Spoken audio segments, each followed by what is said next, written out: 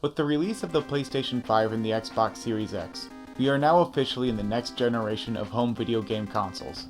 So today, I wanted to take a look back at the last generation and celebrate the best of the best. So here's my list for the top 5 games that I enjoyed most during the last console generation. And since taste is subjective, and everyone will have their own list of top 5 games for the generation, let me know what yours are in the comments down below, and let's get into the list. Number 5. Final Fantasy VII Remake. Okay, this is mostly a nostalgic choice for me. Now that the honeymoon phase is over, this game's flaws are a lot more apparent. And oh boy, are there some flaws in this one. Most of the game is comprised of linear hallways that remind me a little too much of Final Fantasy XIII, and the AI of your other party members can be really frustrating at times. When you're not controlling them, all they really do is block.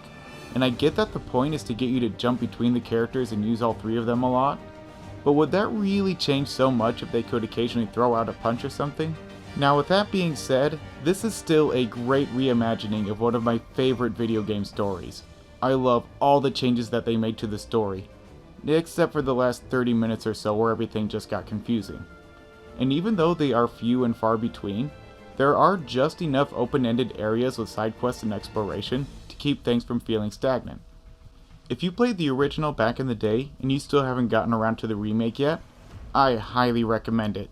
Even with its flaws, this is a wonderful reimagining of a classic video game. Number 4. Untitled Goose Game.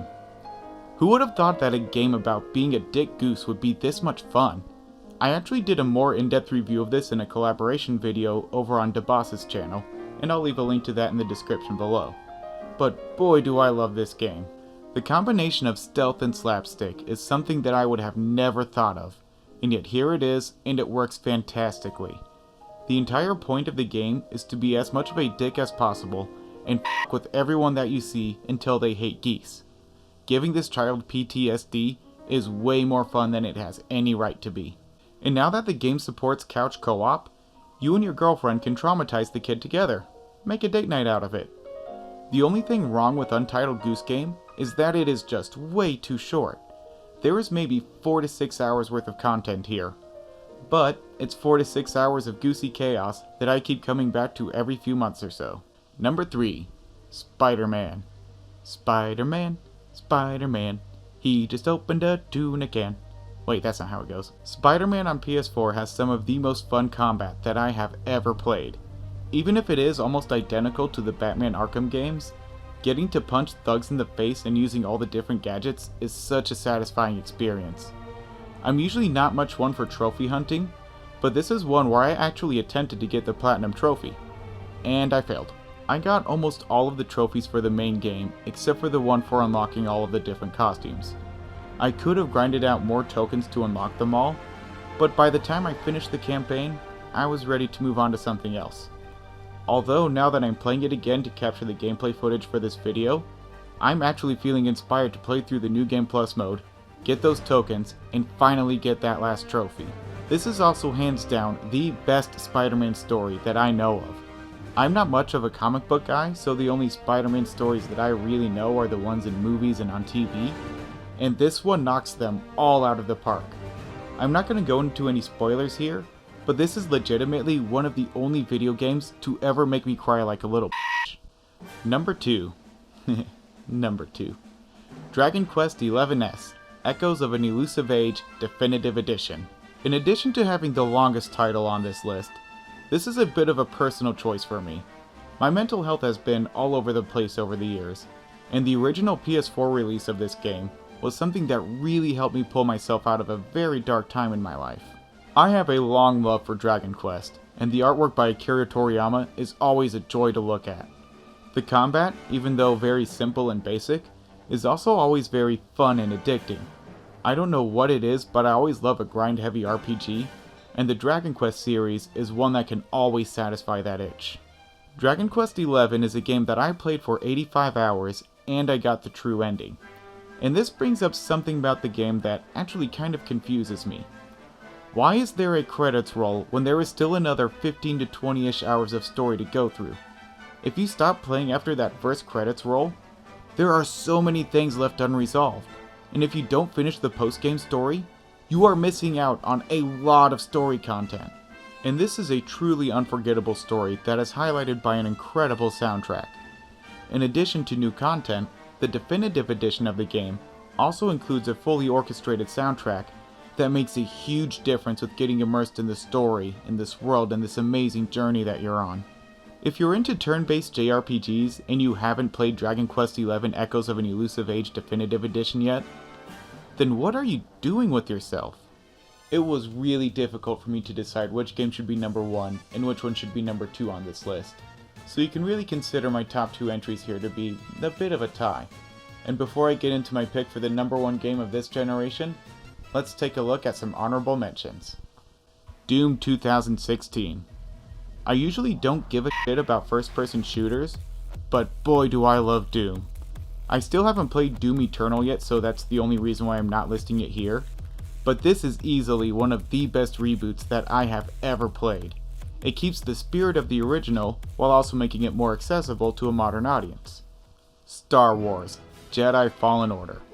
I did a full review of this over on my gameplay channel, which I'll link to that in the description below. But this is easily the best Star Wars game since Knights of the Old Republic. I've been a Star Wars fan all of my life, and I love the way that this combines the Star Wars universe with the Dark Souls formula. And even as I'm going back and looking at my old gameplay footage for this, I really want to dive back into it and finish it on a harder difficulty. Metal Gear Solid 5, The Phantom Pain. This has to be some of the best stealth gameplay, as well as some of the best non-stealth gameplay that I have played in my entire life. I love the ridiculousness of the overarching Metal Gear Solid story, and this final installment leaves a little bit to be desired. If you're somehow not aware of the drama between Hideo Kojima and Konami, the very short version is that this game was shipped with a literally unfinished story, and it's probably never going to be finished. And that is the real Phantom Pain. And now it's time to get into my pick for the number 1 game of the 8th generation of home video game consoles. Number 1, The Legend of Zelda, Breath of the Wild.